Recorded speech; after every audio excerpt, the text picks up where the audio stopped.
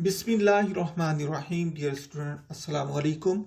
Course title है linear algebra, lecture number है 21।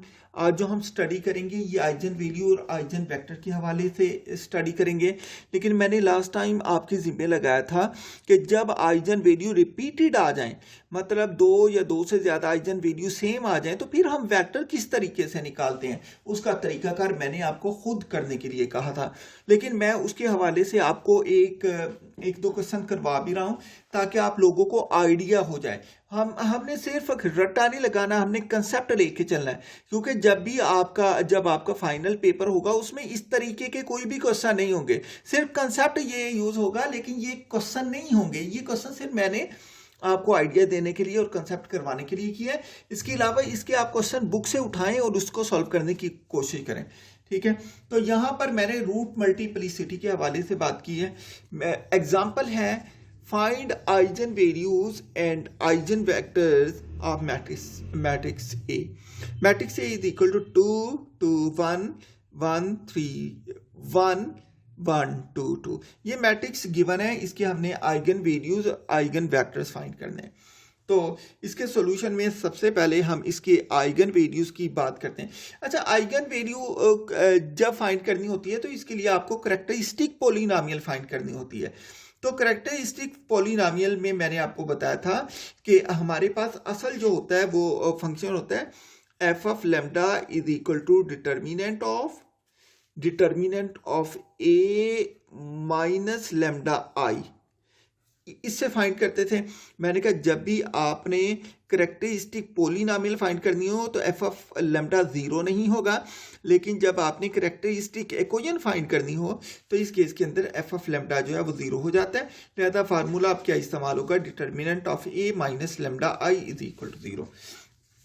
अच्छा, मैंने हर एक में थोड़े से स्टेप में चेंज करता चला जाता हूँ, वो इसलिए कि ताकि आपको मैं बता सकूं कि इसको सॉल्व करने का एक ही तरीका नहीं है। इसको सॉल्व करने के मुख्तलिफ तरीके भी हो सकते हैं, वो भी ठीक है। ठीक है, लिहाजा मैंने ये लिखा determinant of A minus lambda I is equal to zero using values of matrix A and identity matrix I in equation 1। Equation 1 के अंदर हम वैल्यू इस्तेमाल करते हैं इसकी। अब देखिए, डिटर्मिनेंट वैसे का वैसे रहा, मैट्रिक्स ए की जगह मैंने मैट्रिक्स ए लिखा, माइनस लेमडा वैसे का वैसे आई की जगह। आई का आर्डर वही होगा जो मैट्रिक्स ए का आर्डर होगा। ये थ्री क्रॉस थ्री का है तो आई भी 3 क्रॉस 3 का मैंने लिखा। 1 0 0 0 1 0 0 0 1 इज इक्वल टू 0। ठीक है, इसके बाद मैंने डिटर्मिनेंट लिखा, मैट्रिक्स ए 2 2 1 1 3 1 1 2 2 वैसे का वैसे। ये लैम्डा अंदर मल्टीप्लाई हो जाएगा, तो जीरो वालों से मल्टीप्लाई होने के बाद जीरो हो जाएगा, जहाँ पर नॉन जीरो नंबर है वहाँ मल्टीप्लाई हो जाएगा। ये 1 है तो ये लैम्डा हो गया 0 0, ये 0 है तो 0 रहा, ये 1 है तो लैम्डा हो गया 0 रहा, यहाँ पर 0 0 दोनों, ये 1 है तो यहाँ पर लैम्डा आ गया, दैट इज इक्वल टू 0। तो डिटर्मिनेंट इन दोनों को मैंने माइनस कर दिया। पहले में से पहला माइनस 2 माइनस लैम्डा, दूसरे में से दूसरा माइनस, दूसरा 0 है तो 2 वैसे का वैसे, तीसरे में से तीसरा माइनस, तीसरा 0 है तो 1 वैसे का वैसे। इसमें 1 माइनस 0 1 3 माइनस लैम्डा 1 माइनस 0 तो ये 0, ये 1 1 माइनस 0 तो ये 1 2 माइनस 0 तो ये 2 2 minus lambda is equal to 0। तो ये डिटर्मिनेंट है। डिटर्मिनेंट को ख़त्म करने के बाद ये मैंने डिटर्मिनेंट यहाँ पर लगा दी। ये वर्टिकल लाइंस है, मैंने इस मैट्रिक्स को ये डिटर्मिनेंट फॉर्म में लिख दिया। अब हम इसको एक्सपेंड कर देते हैं, एक्सपेंडिंग बाय R1। तो R1 से एक्सपेंड करते हैं तो हम देखते हैं हमारे पास क्या बन जाता है। ये मैंने यहाँ पर बड़ी डिटेल के साथ ये किया हुआ है, लेकिन ये आपने खुद सॉल्व करना है। ये मैंने पहली रो से किया 2 minus lambda into 3 minus lambda 1 2 minus lambda. ठीक है, ये दूसरे के अंदर क्योंकि वो जो डिटर्मिनेंट है उसका रूल होता है पहला पॉजिटिव होता है, दूसरा नेगेटिव फिर पॉजिटिव। तो इसलिए R1 से एक्सपेंड कर रहे हैं तो ये बिल्कुल ऐसे हो जाएगा। ठीक है, -2 आगे इसके साथ इंटू 1 1 1 1 2 माइनस लेमडा। ये बिल्कुल जब हमने इसको किया R1 से एक्सपेंड करें 2 माइनस लेमडा से एक्सपेंड किया तो ये पहली रो पहला कॉलम गया, पहली रो और पहला कॉलम गया, मतलब ये पहली रो चली गई, ये पहला कॉलम चला गया, बाकी ये बचा था। जब हमने 2 से एक्सपेंड किया तो 2 से एक्सपेंड किया तो दूसरा कॉलम चला गया, ये पहली रो चली गई 1 1 1 माइनस 2 लैम्डा। यहाँ पर ये बिल्कुल वैसे ही है 1 1 1 माइनस 2 लैम्डा। जब तीसरे से एक्सपेंड किया प्लस 1 आ गया, जब तीसरे से एक्सपेंड किया ये प्लस 1 है तो यहाँ पर ये प्लस 1 आ गया। ठीक है, यहाँ पर क्या करेंगे, ये हमारे पास पहली रो ख़त्म और तीसरा कॉलम ख़त्म। जिस रो के अंदर 1 है वो रो भी ख़त्म, वो कॉलम भी ख़त्म। बाकी क्या बचा 1 3 माइनस लैम्डा 1 2। तो तीसरा डिटर्मिनेंट हमारे पास आ गया 1 into 1 3 minus lambda 1 into 2 is equal to 0। अब देखिए ये क्या हो गया, यहाँ पर 2 माइनस लैम्डा बच गया, यहाँ पर क्या है, अब इसको मैंने एक्सपेंड कर दी, ये इससे मल्टीप्लाई हो गया, ये दोनों मल्टीप्लाई हो गए। जब ये मल्टीप्लाई हुए तो 2 इंटू 1 माइनस आ गया माइनस 2। माइनस 2 वैसे का वैसे इसके एक्सपेंड किया, 1 इसके साथ मल्टीप्लाई हो गया 1 इंटू 2 माइनस लैम्डा, 1 1 से मल्टीप्लाई हुआ, दरमियान में माइनस आ गया, प्लस ये 1 वैसे का वैसे बाहर, ये 1 जो है ये 1 ये इससे मल्टीप्लाई होगा 1 इंटू 2 2 हो गया, ये जब नीचे से ऊपर जाएंगे साथ नेगेटिव साइन आ जाएगा 1 into 3 minus lambda which is equal to 0। मैंने इसे सिंप्लीफाई कर दिया। सिंप्लीफाई करने के बाद हमने देखा है कि जो हमारे पास इक्वेशन बच रही हैं, फाइनल इक्वेशन, इसको सिंप्लीफाई किया है 2 माइनस लैम्डा, यहाँ पर मैंने मल्टीप्लाई किया 2 into 3 into 2 6, 3 into minus lambda minus 3 lambda, minus lambda into 2 minus 2 lambda, इसके बाद minus lambda into minus lambda plus lambda square, ये माइनस 2 वैसे का वैसे, ये माइनस 2 आ गया इंटू 1 अंदर मल्टीप्लाई होकर 2 माइनस लैम्डा वैसे का वैसे, ये माइनस 1 प्लस 1 वैसे का वैसे, 1 इंटू 2 इज 2 माइनस 1 अंदर मल्टीप्लाई हो गया माइनस 3 आ गया and minus minus plus lambda आ गया। अब मैंने इसको सिंप्लीफाई किया, मज़ीद सिंप्लीफाई करने के लिए मैंने क्या किया 2 माइनस लैम्डा वैसे, ये लैम्डा से क्या है minus 3 lambda minus 2 lambda minus 5 lambda, 6 minus 2 4 हो गया, माइनस 2 वैसे का वैसे, 2 माइनस 1 1 आ गया, माइनस लैम्डा वैसे का वैसे, 1 ख़त्म हो गया क्योंकि 1 मल्टीप्लाई होकर वही आ गया 2 माइनस 3 माइनस 1 प्लस ये क्या आ गया लैम्डा आ गया which is equal to 0। 2 minus lambda into lambda square minus 5 lambda plus 4, ये क्या आ गया minus 2 minus minus plus 2 lambda minus 1, ये क्या आ गया plus lambda is equal to 0। तो यहाँ पर हमने देखा कि इसको दोबारा मल्टीप्लाई किया 2 into lambda square 2 lambda square, 2 into minus 5 lambda minus 10 lambda, 2 into 4 8 हो गया, minus lambda into lambda square minus lambda cube हो गया। ठीक है, minus lambda into minus 5 lambda plus 5 lambda square minus lambda into 4 minus 4 lambda, ये वाले बाकी जो है माइनस 2 वैसे प्लस 2 लैम्डा वैसे माइनस 1 वैसे plus lambda is equal to 0 वैसे का वैसे। इसको मैंने जो लैम्डा क्यूब वाले थे वो अलग किए, जो लैम्डा 2 वाले थे वो अलग किए, और जो लैम्डा वाले थे उनको अलग किया, कांस्टेंट को मैंने अलग कर दिया। तो ये क्या हो गया माइनस लैम्डा क्यूब, ये 5 lambda square 2 lambda square 7 lambda square हो गया, minus 10 minus 4 minus 14 plus 2 minus 12 plus 1 minus 11 lambda, 8 minus 2 minus 1, ये क्या बचा 5 इज इक्वल टू 0। मैंने मल्टीप्लाई कर दिया माइनस 1 से, क्योंकि जो लीडिंग आर्डर कोफिशिएंट होता है वो नेगेटिव नहीं होता, तो इस साइन चेंज हो गया, lambda cube minus 7 lambda square plus 11 lambda minus 5 is equal to 0। यहाँ पर हम रिमाइंडर थ्योरम इस्तेमाल करके इसको सॉल्व करते हैं। रिमाइंडर थ्योरम इस्तेमाल करते हैं तो ये देखें पहले का कोफिशिएंट क्या है, देखें इसको मैंने पहले पी ऑफ लैम्डा लिख दिया, lambda cube minus 7 lambda square plus 11 lambda minus 5।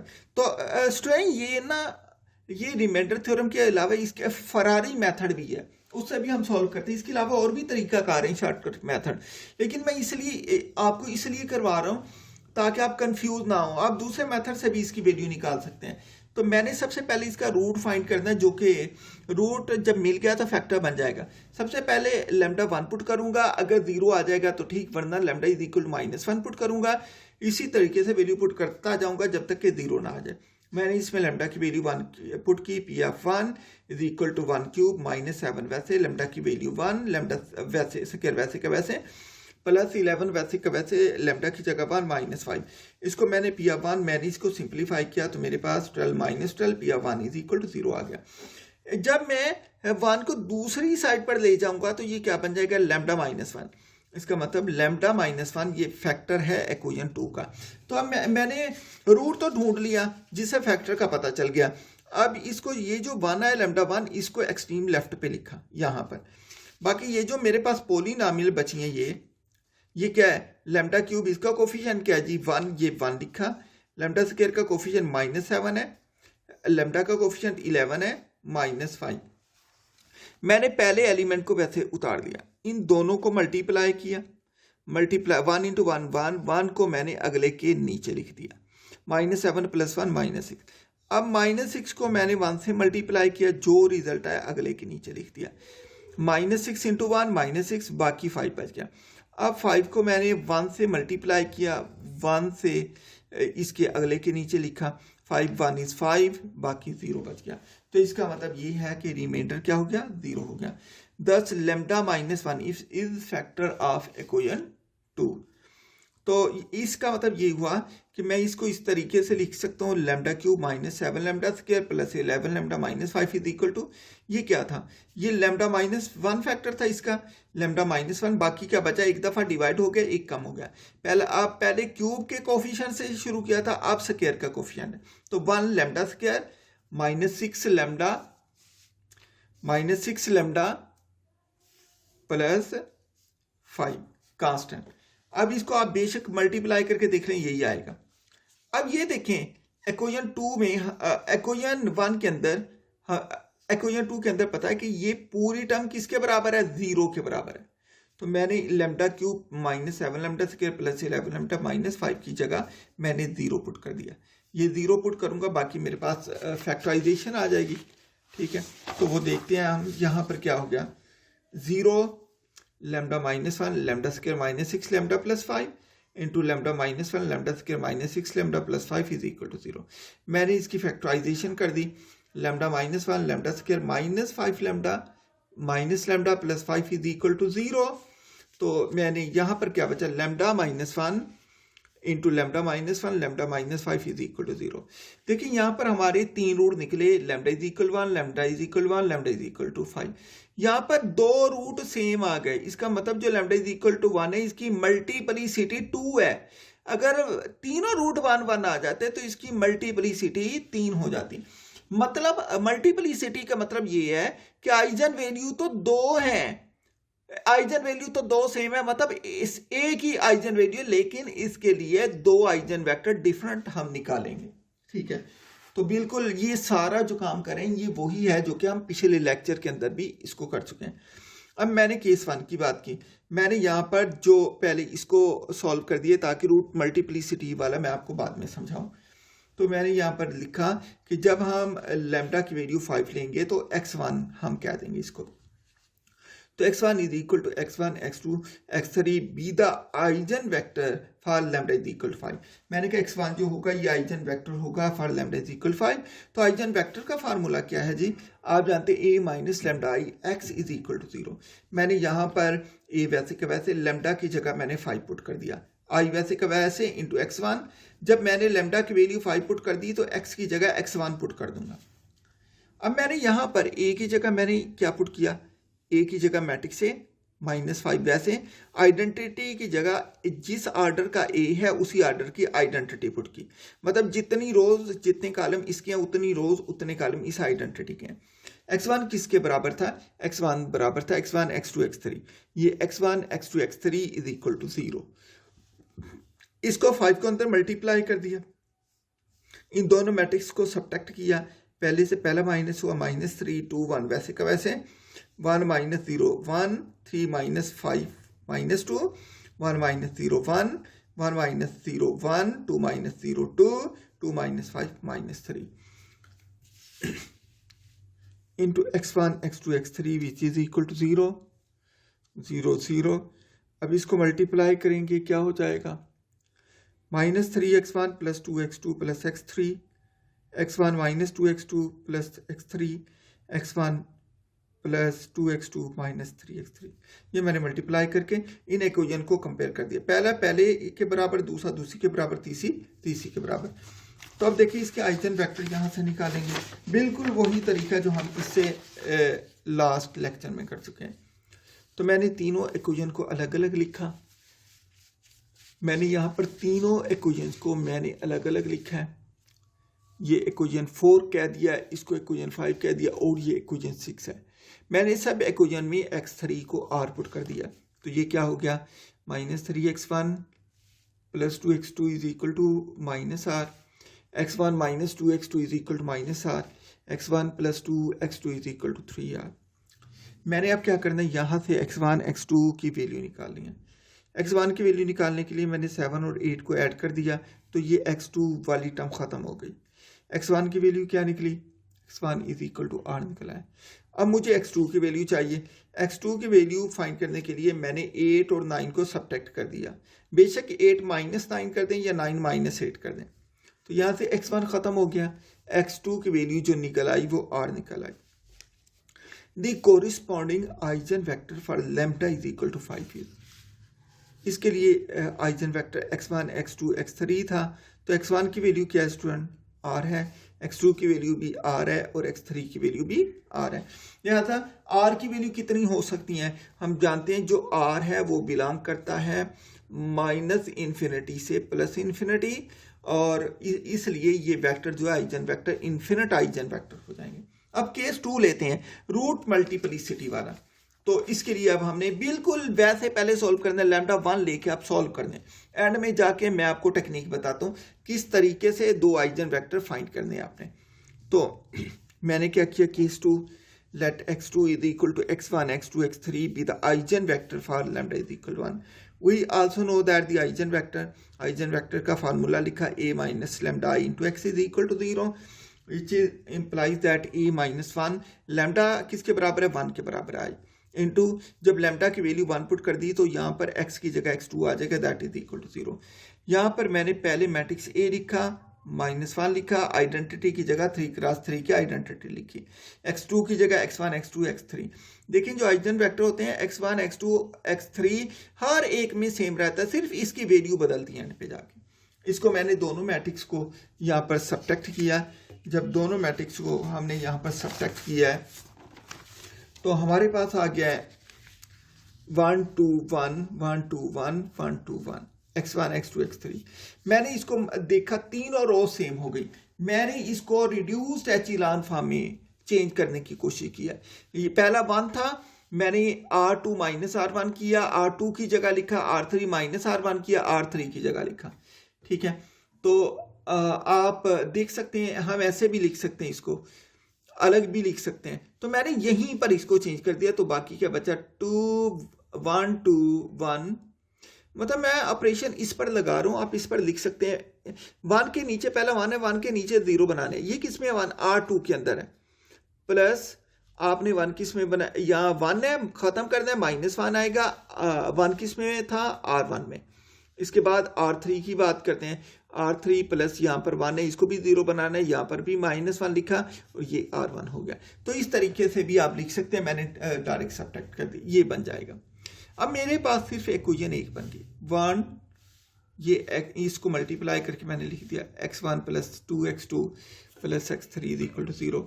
यहाँ पर मैंने लिखा कि x3 की जगह r1 पुट कर दो, x2 की जगह r2। बेशक आप x2 की जगह r1 पुट कर दे, x3 की जगह x2, इससे भी कोई फर्क नहीं पड़ता। तो मेरे पास जो वैल्यूज आ गई, x1 वैसे का वैसे, x3 की जगह x2 की जगह मैंने 2r2 लिखा और x3 की जगह मैंने r1 लिखा। तो x1 की वैल्यू आ गई -2r1 - r1। तो दो वैल्यूज ये वाली हैं, मतलब ये x2 की वैल्यू निकल आई, ये x3 की वैल्यू थी, और ये वाली x1 की वैल्यू, ये x1 की वैल्यू। तो मैंने लिखा x3 is equal to x1 x2 x3 which is equal to minus, ये x1 किसके बराबर, -2r2 - r1। x2 किसके बराबर था, r2 के, x3 किसके बराबर था, r1 के। अब मैं यहाँ पर आपको रूट मल्टीप्लिसिटी बताने लगा।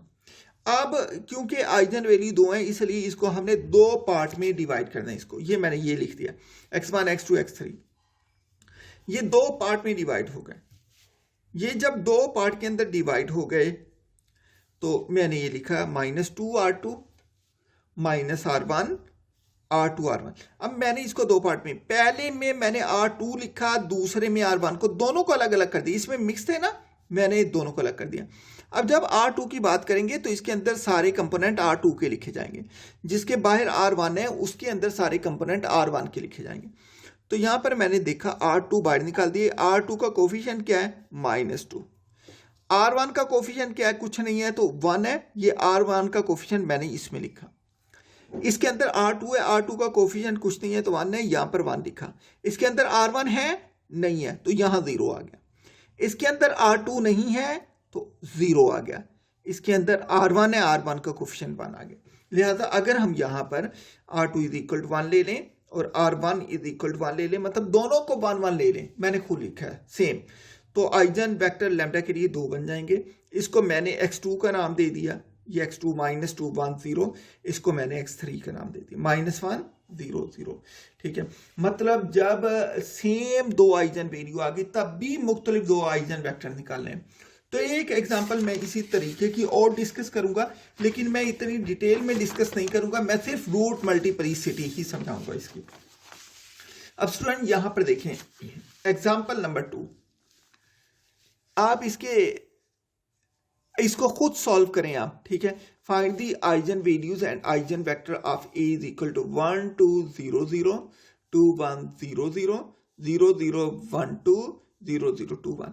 मैं पहले आइजन वैल्यू निकालता हूं। Here first we find the eigen value of matrix A। Matrix A की eigen value the characteristic polynomial of A is, बिल्कुल वैसे determinant of A - lambda I4 = 0। Determinant वैसे A की जगह A की वैल्यू। अब देखें इसका ऑर्डर क्या है, A का ऑर्डर 4 क्रॉस 4 ऑर्डर है, 4 रो है 4 कॉलम है, तो मैंने माइनस लैम्डा लिखा। यहाँ आइडेंटिटी मैट्रिक्स भी 4 क्रॉस 4 की लिखी, = 0। इसके बाद यहाँ पर लैम्डा अंदर मल्टीप्लाई हो गया। इसके बाद इन दोनों मैट्रिक्स को मैंने माइनस कर दिया यहाँ पर, तो इसके बाद मैंने डिटर्मिनेंट अप्लाई कर दिया। इसको अब मैं रो 1 से एक्सपेंड करने जा रहा हूँ। ये एक्सपेंड करना आपको आता है बिल्कुल। यहाँ रो 1 से इसको एक्सपेंड कर लेंगे, ये हमने एक्सपेंड कर लिया। इसके बाद जो पॉलिनोमियल बनी, ये बनी lambda +1 whole square lambda -3 whole square. यहाँ पर दोनों रूट की मल्टीप्लिसिटी 2 है, दोनों के लिए 2 2 आएंगे, तो मैंने लिखा root multiplicity for both the roots are 2। तो इसके आइजन वेक्टर देखते हैं नेक्स्ट। तो पहली तो लैम्डा = -1 है, बिल्कुल मैंने आइजन वेक्टर ये निकालने के लिए ये मैट्रिक्स A डाला है, ये मैंने डायरेक्ट निकाल दिया, ये आपको निकालना आता है, आप खुद निकाल लें। इसके बाद मैंने क्या किया जी, यहां पर मैंने लैम्डा की वैल्यू -1 डाल दी, लैम्डा की वैल्यू -1 डाल दी है। तो मैंने इसके अंदर जब -1 डाला तो ये 2 2 -1 2 0 0 2 वैसे 1 माइनस इंटू -1, ये भी 2 हो गया, 0 0, ये 0 0 1 -1 2 हो गया, ये 2 वैसे का वैसे 0 0, ये 2 1 -1, ये भी 2 आ गया। x1 x2 x3। अब मैंने क्या किया, मैंने इन दोनों को मल्टीप्लाई कर दिया, 2 × x1 2 × x2, बाकी x3 x4 0 हो गए। ये 2 × x1 2 × x2, ये 0 0 x3 x4 0 हो गए। ये x1 x2 0 हो गए, ये x3 2x3 2x4, इसीलिए ये पहले x1 x2 0 हो गए, 2x3 + 2x4 = 0 0, ये 0, 4 इक्वेशन है, 4। अब मैंने इन चारों इक्वेशन को बिल्कुल वैसे ही लिखा। ये देखें, ये पहली इक्वेशन 2x1 + 2x2, ये दूसरी इक्वेशन 2x1 + 2x2, ये तीसरी equation 2x3 + 2x4, 2x3 + 2x4। अब इसमें क्या करना है, पहले में मैं x2 को k1 पुट करता हूँ, बेशक r1 पुट कर दें, r2 पुट कर दें, आपकी मर्जी है, मैंने k1 पुट कर दिया। मैं आपको बताना चाह रहा हूँ कि सिर्फ r से नहीं, इसको k से भी किया जा सकता है, k के अलावा भी कुछ और भी ले सकते हैं। इन दोनों में मैंने k1 पुट किया तो x1 की वैल्यू -k, x1 की वैल्यू -k। इसमें मैंने x4 को k2 पुट किया तो x3 की वैल्यू -k2 और x3 की वैल्यू -k2 आ गई। ठीक है, तो इसके बाद मैंने क्या लिखा यहाँ पर, अब मैंने इसके अंदर ये लिखा है x1 x2 x3 x4 is equal minus k1 k1 minus k2 k2 x1 x2 x3 x4 की वैल्यू पुट कर दी। अब देखिए ये दो हैं, दो मिक्स हैं k1 और k2। मैंने एक में k1 बाहर निकाल दी, दूसरा k2 के लिए लिख रहा हूँ। देखिए k1 का कोफिशिएंट क्या है, k1 का कोफिशिएंट है -1, तो मैंने -1 लिखा। k1 का कोफिशिएंट है 1। k2 नहीं लेना, इसके अंदर k2 नहीं लिख सकते, सिर्फ k1। k2 की जगह क्या है 0 0 प्लस k2 के लिए जहां k1 है वो 0 0 हो गए, जो k2 है उसके कोफिशिएंट आ गया -1 और इसका +1। लिहाजा अगर हम k1 को 1 k2 को 1 ले लें, ये 1 1 हो जाएगा, ये दो आइजन वेक्टर बनेंगे। ये x1 ये x2 हो गया। x1 is equal -1 1 0 0, x2 is equal to 0 0 -1 1। अब हम स्टूडेंट ऐसा करते हैं, लेमडा की वैल्यू 3 पुट कर देते हैं। हमने लेमडा की वैल्यू यहाँ पर 3 पुट की, इसको सॉल्व किया। सॉल्व करने के बाद हमने इसकी इक्वेशन बना ली, तो इक्वेशन मेरे पास ये बनी। ये मेरे पास इक्वेशन बनी, बिल्कुल मैंने वैसे हर एक इक्वेशन को कंपेयर करके लिखा। ये मैंने कंपेयर करके लिख दिया ये इक्वेशंस को, ठीक है।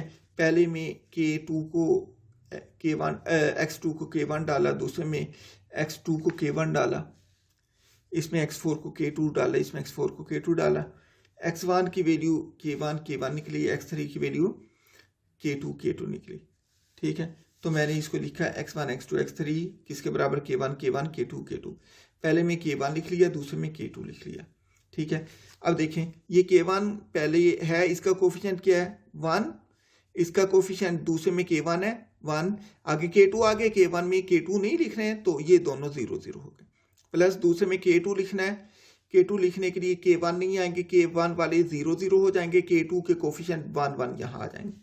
फिर वैसे वही for k1 is equal to 1 and k2 is equal to 1 the corresponding eigen vectors are. Eigen vector क्या होगा, ये x3 हो गया 1 1 0 0, ये 0 0 1 1। ये आइजन वैल्यू 3 जब थी तो मल्टीप्लिसिटी रूट इस्तेमाल करते हुए दो आइजन वेक्टर उसके लिए हमने निकाल लिए।